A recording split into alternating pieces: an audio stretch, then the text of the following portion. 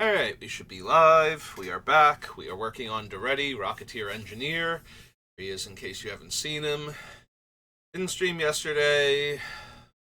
Um, Eating my house died, and I had to be ready for the repair people to show up, and I had to get a part, and the part took a day, so...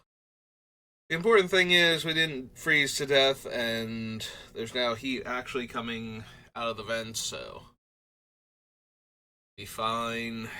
But yeah, yesterday I was just very uncomfortably cold all day, so no streaming.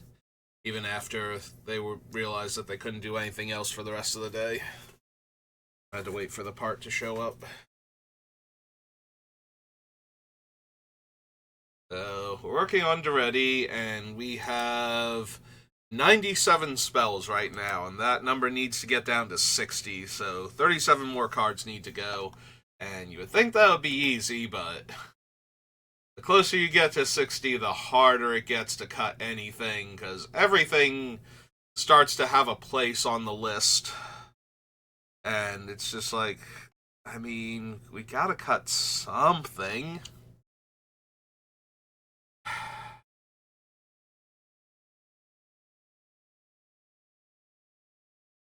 We do still have fetch land, so scroll rack is still fine. I was thinking it's like I don't have as many things as I did before with scroll rack. We cut a few things like the Palantar and whatnot, where we could put the cards back on top and then scry the ones we didn't want away. But still have plenty of other things. And it's just good to crack a fetch land after using it and putting a bunch of cards you don't want. It's a brainstorm, but better at that point. Well, I guess it's neutral depending on how many cards you have in your hand. Like, you can definitely see more cards, but you don't go you don't, like, break even on cards, because you only get back what you put in, instead of getting, like, one more card than that to make up for the card that you spent to do all of this in the first place. But it's an artifact, so we can keep doing it, so it doesn't take long before the card quality advantage completely outstrips the one card disadvantage.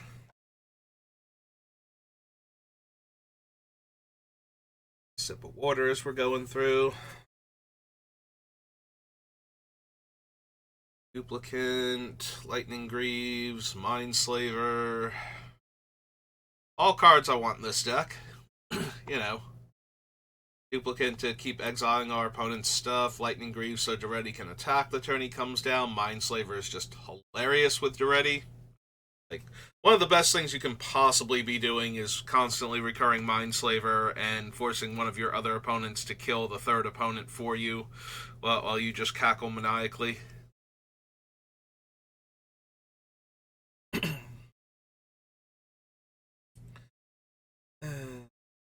Steel Forge, Whisper Silk Cloak. Maybe I have too many ways to protect Daretti. Maybe I'm a little overdone there. Like, the Lightning Greaves is not in here to protect Daretti, but the Whisper Silk Cloak is. Like, things that will get Daretti through for for damage, or at least allow him to attack without having to worry that he's gonna die. So that way we can get his trigger on attacking constantly. Now let's take a look and see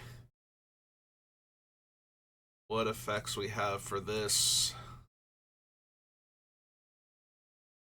Cauldron of Souls, not really. Like, it works once, but it's definitely in here more for the, I'm going to target my big giant artifact creature that I was going to sacrifice anyway to recur a different big scary artifact creature. And now it also comes back, but with a -1/-1 counter on it.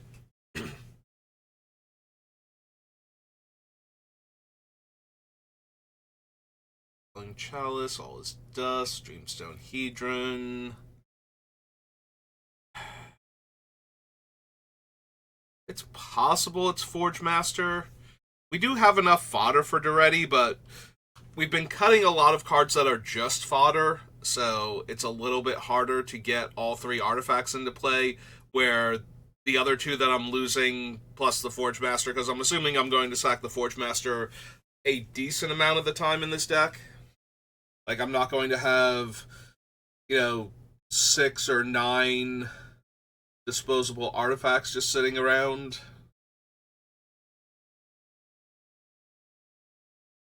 So, most of the time. Every once in a while, we will, we'll have lost a Phyrexian Triniform and bought it back a few times, and we'll have, like, infinite 3/3 golems on the ground.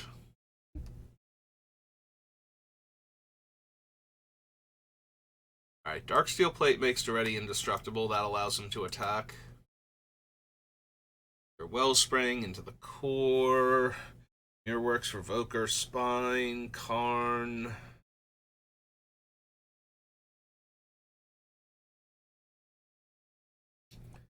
Nexus, Ugin, Hedron Archive, Gearhulk.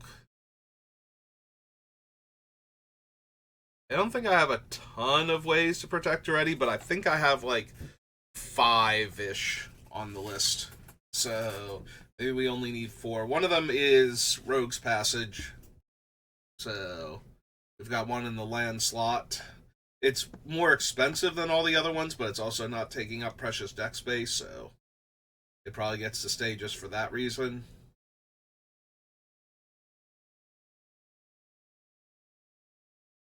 Expected Windfall, the Celestis, Mirror Breaker, Elder, Big Score.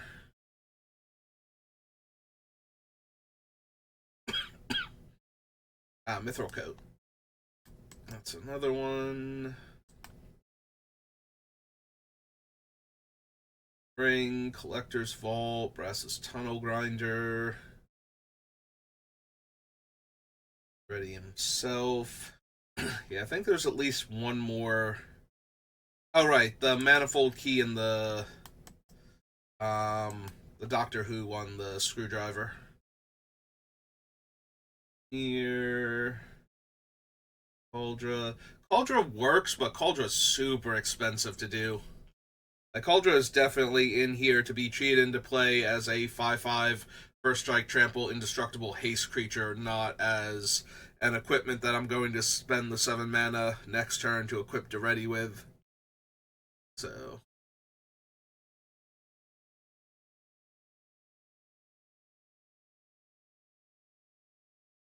I mean, it does make Daretti a huge doomsday weapon, but yeah, without ways to free equip him, I don't see that one happening very often.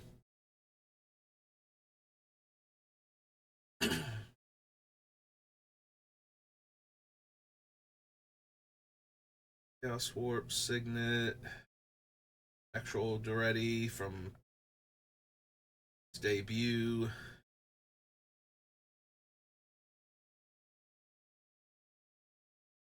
There's Cybermen, there's the Screwdriver.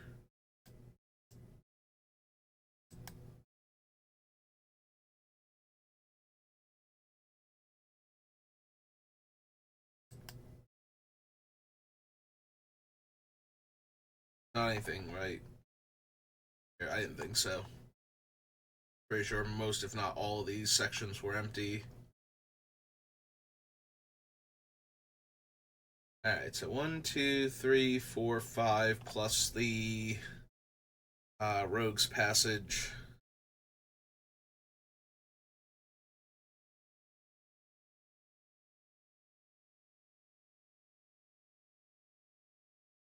So Mithril Coat has Flash and attaches to Daretti for free when it comes in. Darksteel Plate is cheaper to equip afterwards if I wanted to put Indestructible on one of my other creatures and keep attacking with it. Like, Daretti's getting through because of something else, so we just move the equipment over, make another thing indestructible. Although Daretti doesn't actually need to get through, unless commander damage is going to win. So if it's a choice between Daretti and, like, Triniform having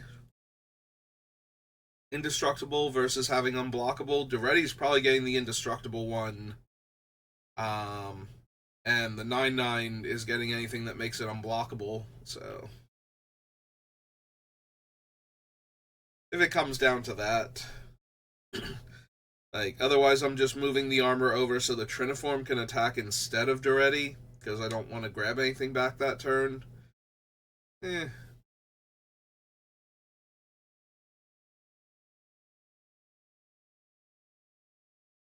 So maybe the Darksteel plate can go then. We keep the other four. I think we get rid of the Darksteel plate. If I decide I can afford to get rid of one more. Oh, right. That's not going to help. 5 Darksteel things. So we cut the plate. Slide back here, down to 96. And over 10 minutes in, and we just got our first cut.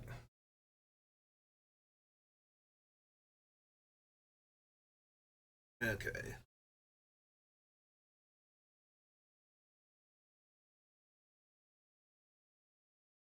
What other card did I notice when I was looking at the cards for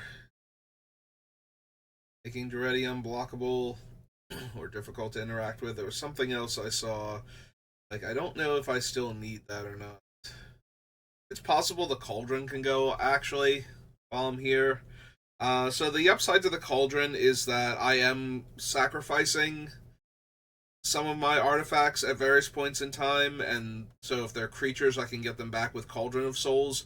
The problem is that if I'm using Cauldron of Souls proactively on my turn, like sack a Triniform, get back a 8/8 Triniform and the 3/3/3s, then I don't have Cauldron up for opponents playing Wrath effects that destroy.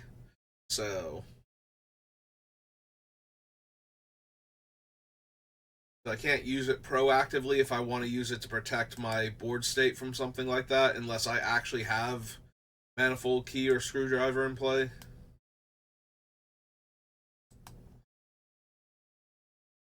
Yeah, I think it's only okay in our deck. I'm going to be honest, I'm cutting Valakut later on, so we're just going to save a little bit of time in that stream, that Valakut, while we're here.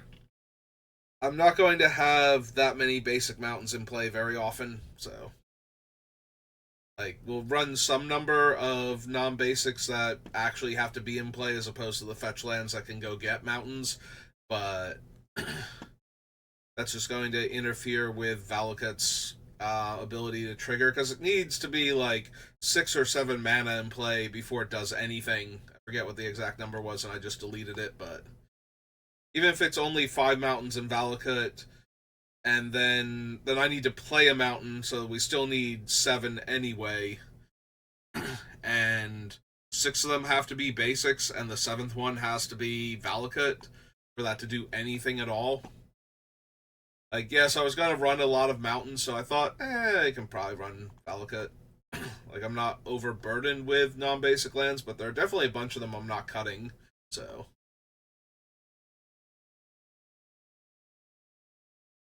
Streamstone Hedron, Galvanic Discharge, or not Discharge, Blast. Forge Master. Forge Master is the thing I was looking at, and I'm like, I don't know that I actually need this. So I'm doing a lot to cheat artifacts into play anyway, and I have cut a lot of the fodder that would be like, okay, here's 3 artifacts you can throw away pretty readily to this thing. Like, here's a bunch of power stones and some treasures and whatnot. The servo schematic that makes a 1/1 when it comes in and when it dies and is an artifact. Like, all of those are fine fodder, but they weren't great in the deck, and I didn't need fodder for Daretti specifically. Daretti is perfectly fine sacrificing one of his like middling casting cost artifacts in order to get back a Doomsday weapon, because he can always get the middling artifact back anyway later on. And a lot of our things are perfectly fine dying and coming back, so sacrificing them to then make a whole bunch of things, especially if it's any of the like 5 or 6 on the list that produce a bunch of artifacts, either for entering or dying. Mirror Battlesphere, Wormcoil Engine, Triniform, Triplicate Golem. I think there's like 1 or 2 others. And Forge Master is fine alongside of them, but if we just stick a Forge Master relatively early, a lot of my artifacts, like, it's not that they're not something I can throw away because Daretti will get them back if they're that important. It's finding 2 other ones to throw away to this guy in order to set all of this up in the first place is the biggest issue. Like, I don't need Forge Master to sneak my Darksteel Forge or something into play. I just need a way to get it into the graveyard at that point instead of tutoring for it. So if Forge Master is just in the slot where Gamble would have been anyway, or Reckless Handling, or any of my draw and discard effects, then I think that's fine. Yeah, yes, there will be times where it's like, okay, this isn't exactly what I needed, and if this was Forge Master instead, it could be, but I don't know exactly what card is going to wind up staying in, just so Forge Master doesn't make it, but I don't know what my actual 99th card is.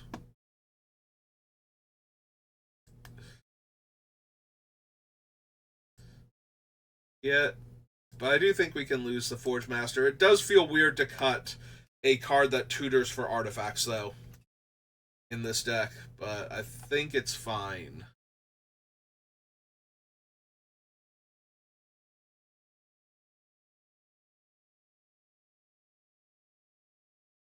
Coil Ichor Wellspring.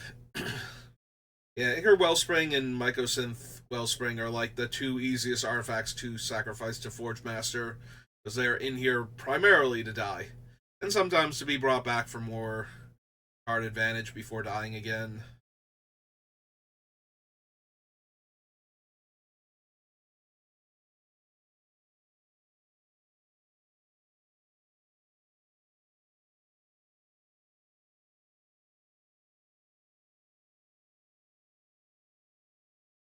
Alright, as funny as Ugin's Nexus is, it's basically just Time Warp in my deck that exiles itself.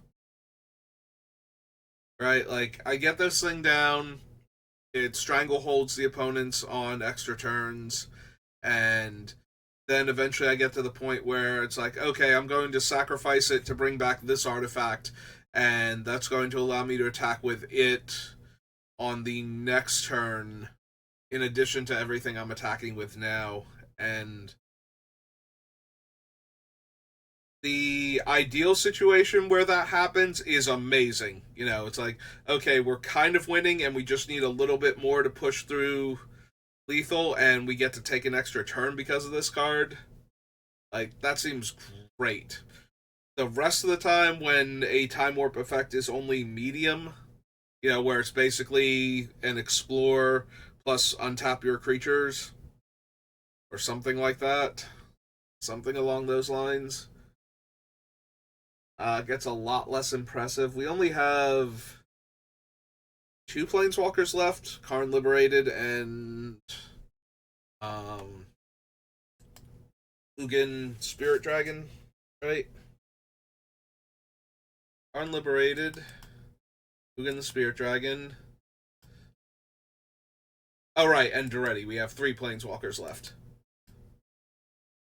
And we're getting the Planeswalker from... okay.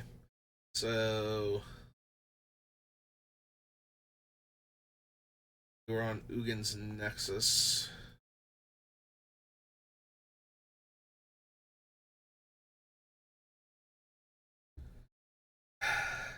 Do I want the Nexus at all? It is fun and funny in this deck. Like, I do like it in this deck, but I don't think it's necessary. I think it's another 5-drop artifact that does a cool thing in the deck, but end of the day, most of the time it's only going to be okay, and we can do better.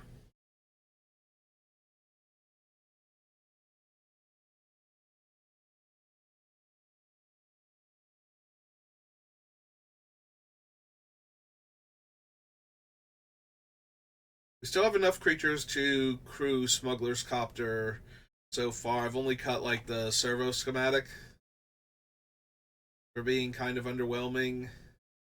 I do love Scrap Trawler when I'm sacrificing big artifacts to get back, well, anything, usually another big artifact, but then the Scrap Trawler will trigger and also give me back one of my cheaper artifacts, which is great if I've just sacrificed like a 7 drop to get back like another 6, 7, 8, or 9 mana spell, and I get to grab like a 5 or a 4 from my graveyard to my hand for casting later.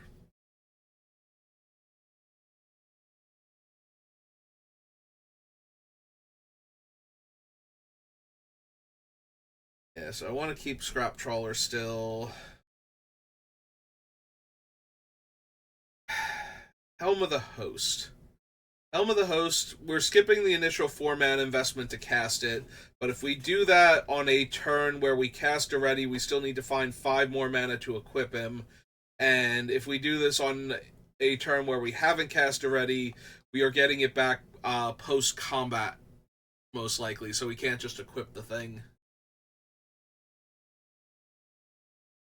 Well, we can, but then we're not getting any benefit from it for a full turn cycle, so if we spend our mana on that, we have to then hope Daretti doesn't randomly die in the meantime, that we get back around to our turn, and then we get to go to combat, make an extra Daretti, trigger that Daretti coming in, lose that Daretti most likely, attack with the original one, get another thing back. Yes, doesn't sound amazing. It sounds like it would grind out a win eventually, but it also sounds like it gets blown out very easily by cheap interaction. And everybody should have at least a little of that, right? Right, Lightning Axe and Galvanic Blast in my deck. Not to mention all the ways I have to relatively cheaply recur my removal spells. Or actually recur them for free because Daretti's already in play. You don't have to play an expensive artifact.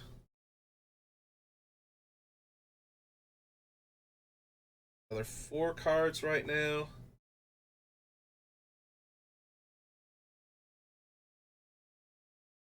Alright. Find anything else that speaks to me.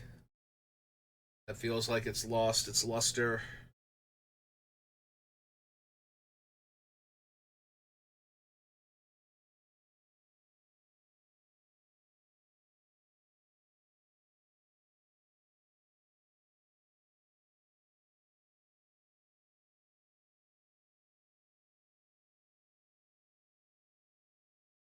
Oh, still want all of these so far.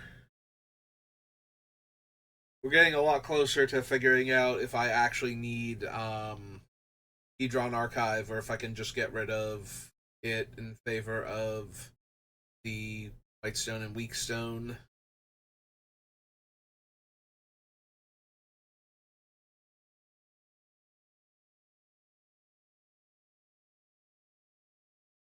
Yeah, I still want Collector's Vault. It's not as expensive to activate as the Celestis, and actually making artifact tokens is probably better. The only downside, of course, is that Collector's Vault itself does not tap for mana when I need it to, so it's not a mana rock I can use to ramp once I've cast it. That would actually be really cool if it did tap for colorless mana or something. At least for right now, for this deck, that would be pretty cool. I don't know if that would have messed too much with Wilds of Eldraine Limited.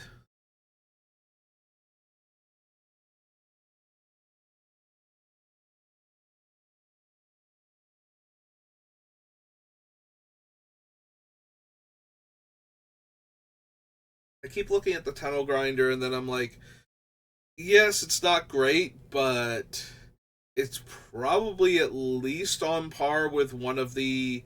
Actually, now that we've cut the cursed recording, maybe I can lose one of the uh rummage sorceries that makes a treasure. Like maybe it's like the 3-drop one that's like discard one, draw two. Um, at sorcery speed for like red and two. Maybe I need to compare all of them, see which one is actually the worst. Because if we find the worst one of those, it's probably um, worth putting Brass's bounty in, or not bounty, tunnel grinder in over it as one of the discard effects, rather than running all of them. Yeah, maybe we need to do that next. Quick look at all the variants we have on that effect. See which one needs to go, if any.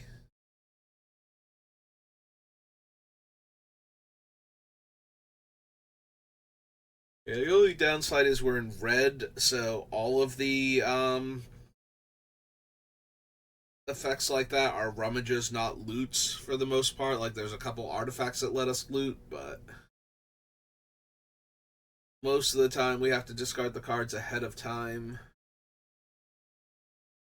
which is only disappointing primarily, well, not only, but primarily because we want certain cards in the graveyard. So if we don't have one in our hand and we discard something else instead in order to cast the draw spell, and then we actually find the thing we wanted in the graveyard, now we have to find another way to put it in there because we just used one of our ways to do that.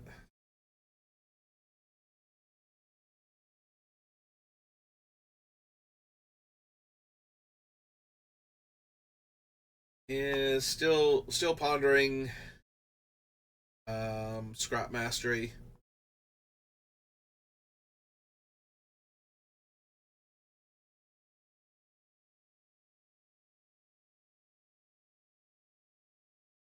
Is still want the Cybermen. I think it's possible we lose the patrol, but I don't think we can lose the squadron.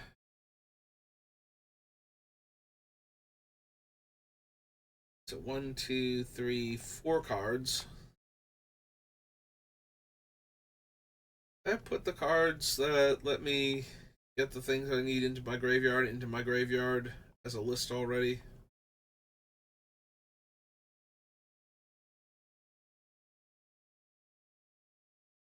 Yeah, I did. Loot, rummage, etc.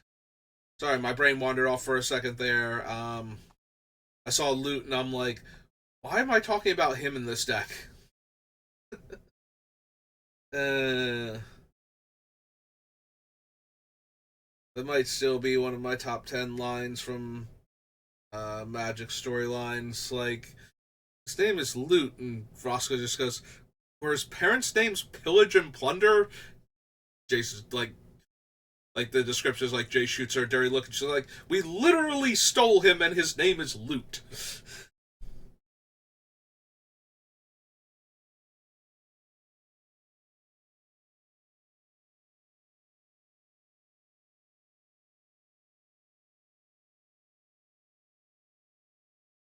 Amble, Faithless Looting, Smuggler's Copter, Pirate's Pillage.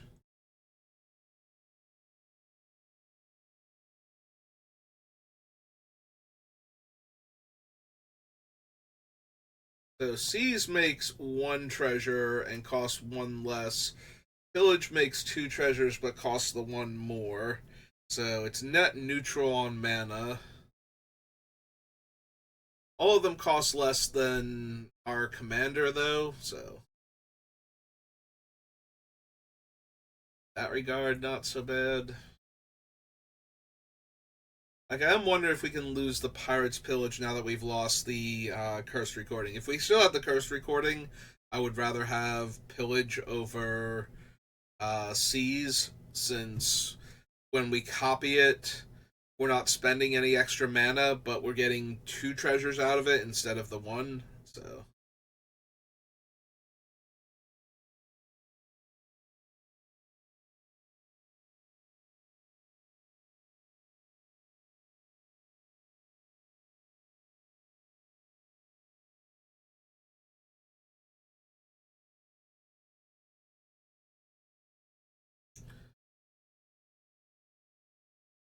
score, excavation or excavation prodigy. I was about to say project.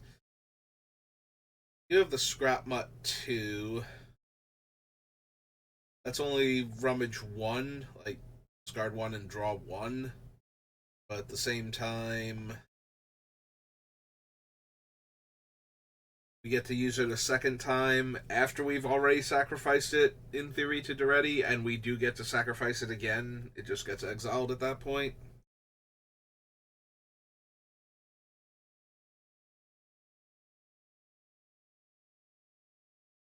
Yeah, maybe it's Pirate's Pillage then, at the very least. Or not Pirate. Yeah, Pirate's Pillage. Because that's the 4-drop sorcery one. So we keep the one that's slightly cheaper, that's a sorcery, so that way, if we need the setup, it's a little less mana intensive. And the other ones are instant, so at least we can cast them on opponents' turns, then untap after setting up, so. So we need to get rid of Pirate's Pillage.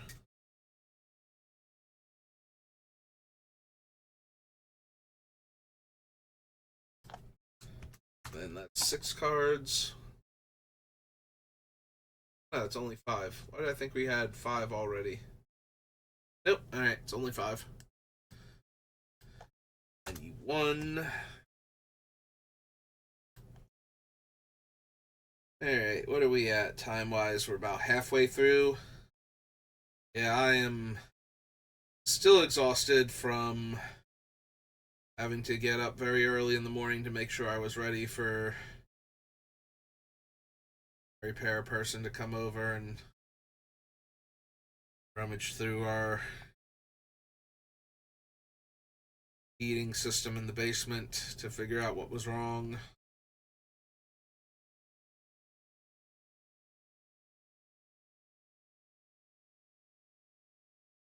So, staring at all these cards and rereading them, like the eye strain is just making me like want to close my eyes, and as soon as I close my eyes, it's like I'm just gonna nod off in a few seconds if I don't say or do something real quick.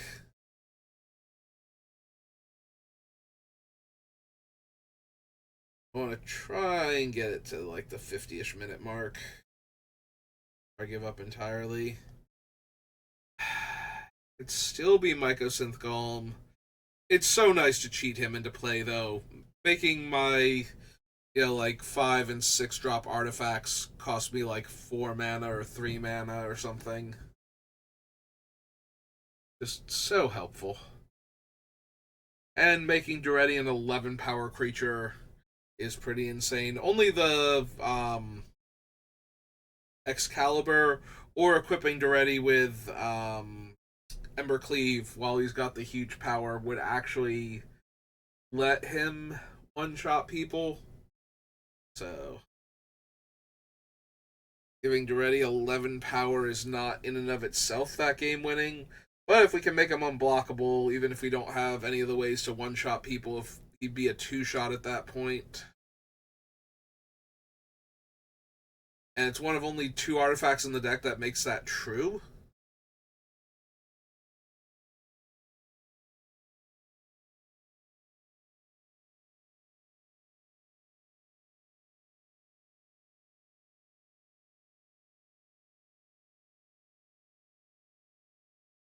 Yeah.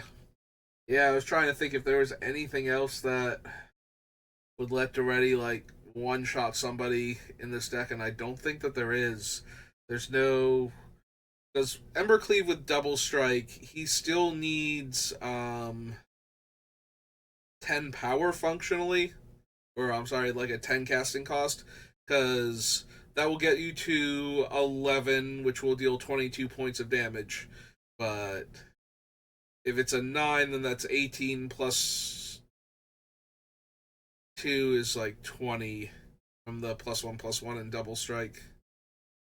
Embercleave, so yeah, it literally has to be this or the or Excalibur at that point.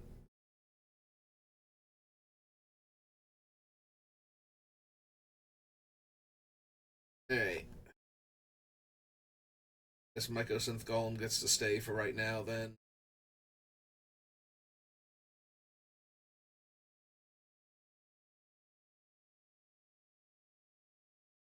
Still interested in Revoker. There's still plenty of stuff I can name with it, and I can always get it back if it dies. And it can crew our Smuggler's Copter, and it's a cheap creature to get back with Scrap Worker. Or Scrap Trawler, rather.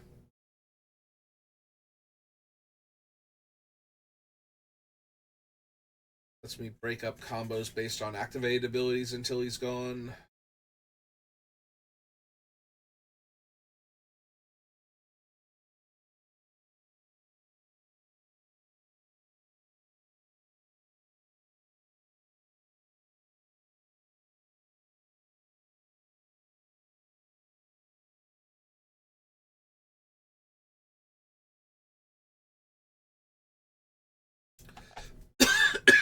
Excuse me.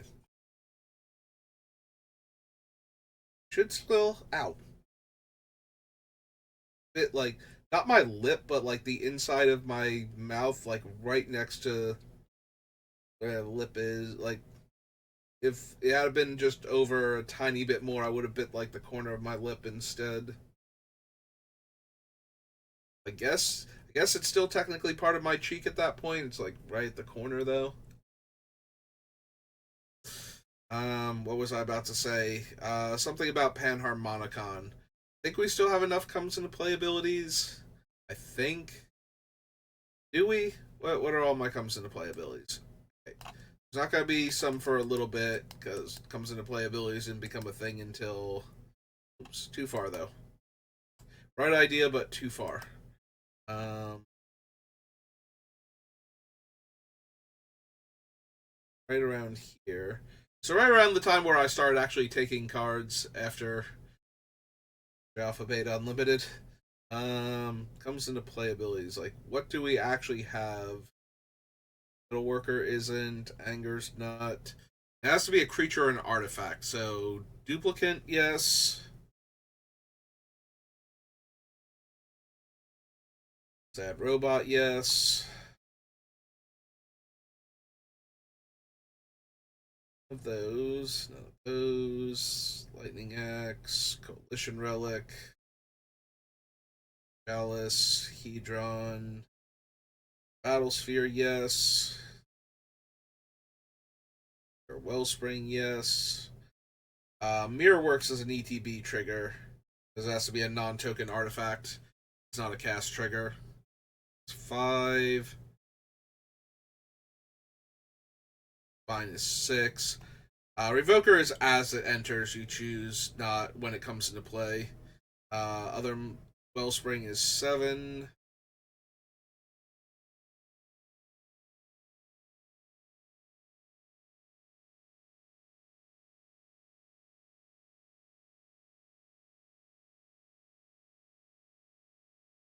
Those 8.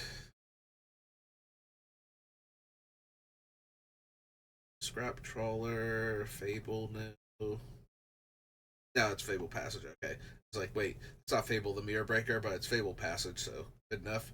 Magda doesn't do anything on entering, sees the spoils. Justice doesn't do anything when it enters.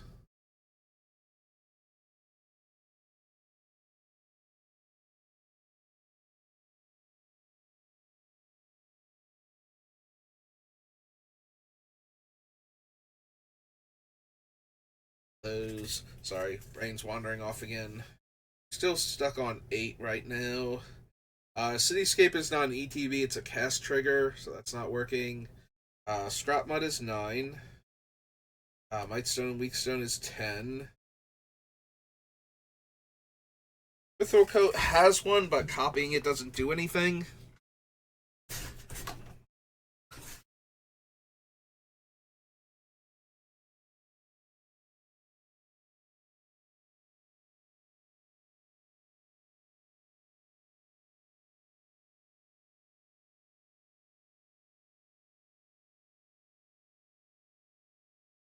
Yes, copying Tunnel Grinder does work,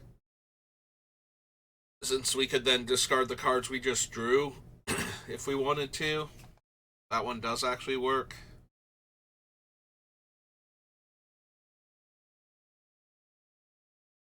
Your golem's 11, I believe. We're either on 10 or 11.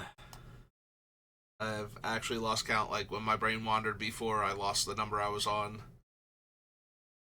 I think we're on I think we're on 11, so Goblin Engineer is 12.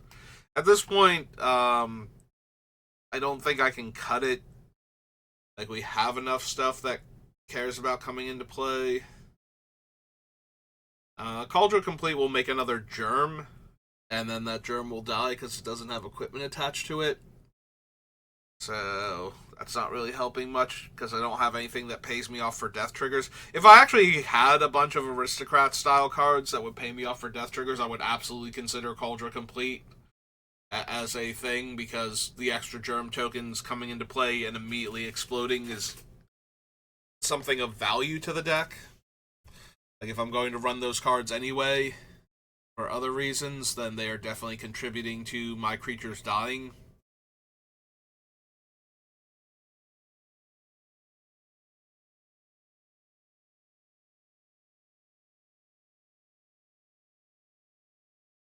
Coveted Jewel would draw me 3 extra cards.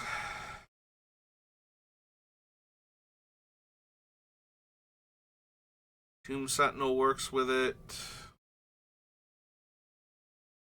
Alright, so I think I just barely have enough. I could still see cutting it, though. Like, there's a handful of them, but we can get that level of value out of it still, just with Daretti sacrificing the thing and bringing it back a lot of the time. It's just, it'll take a little while to get all of that value. Literally twice as long, I guess. We want to think about it that way.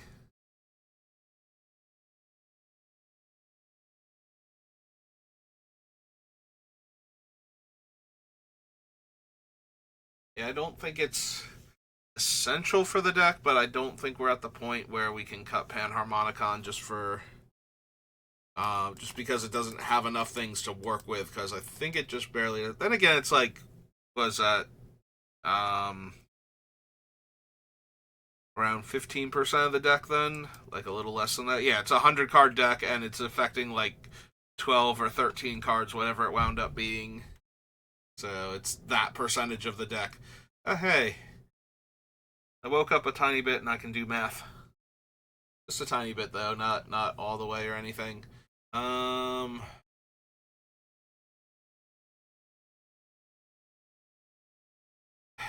It does work with our commander is the biggest thing, so it's never a dead card. Although it only copies... Panharmonicon is just the ETB triggers, right? I'd gather open over here. So, Panharmonicon. Remind me. Entering causes a triggered ability of a permanent you control to trigger. Yep. Alright, so it's never copying Daretti. It's because I put the Roaming Throne on also for similar reasons. Like, Roaming Throne would actually copy Daretti's attack trigger.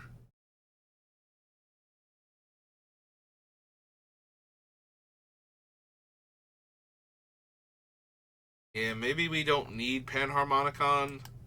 While it's good when it's doing the thing, and we do have a bunch of things that work with it, again, it's like a little over 10% of our deck actually works with the card, so there are going to be a few times where I have it, and I don't have any of the doubling effects.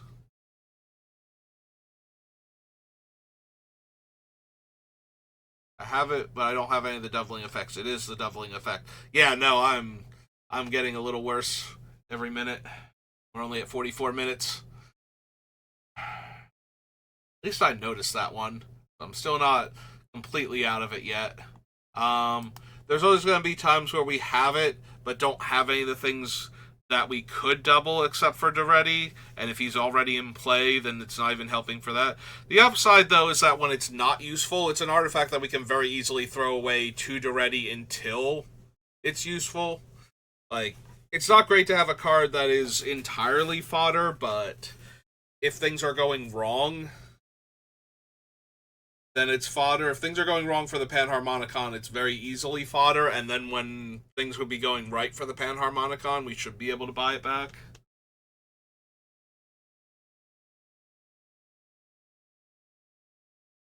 Yeah, the deck does have a little more room for situational artifacts because it can always turn them into the best artifact in the graveyard at the time. We can't run too many, though, because we don't want to have the thing where it's like, okay, well, we threw away the one situational artifact to one of the card draw spells, and so that's the artifact that's in our graveyard, and then we drew Panharmonicon, and that's not currently helping either, and now we've got two situational cards, and cycling back and forth between them isn't actually doing the thing that we need it to do at the time, which is probably just get on board with something and be able to attack and block like a normal Magic the Gathering deck until we get to Daretti shenanigans portion.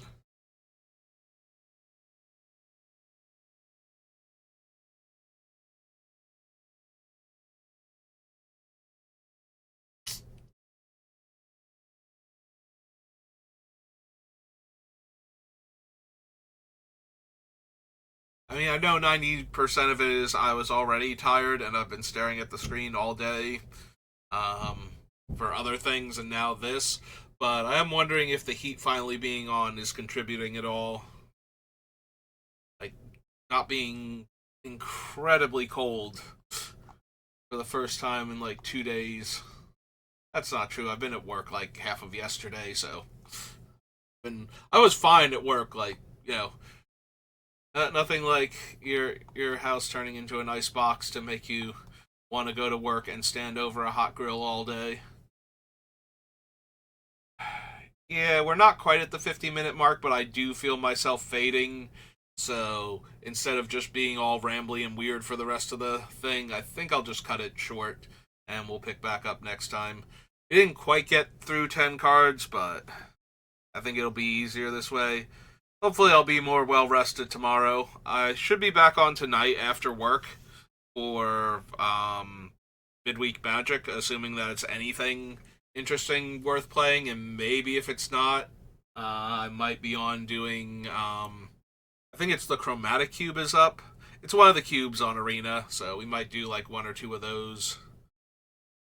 If I'm doing it after work, we might possibly do one of those. Otherwise, I'll just save it for my days off this week. But yeah, we've got those to look forward to. So that's going to do it for me for right now. So thank you for watching, and I will see you next time. Have a good rest of your day.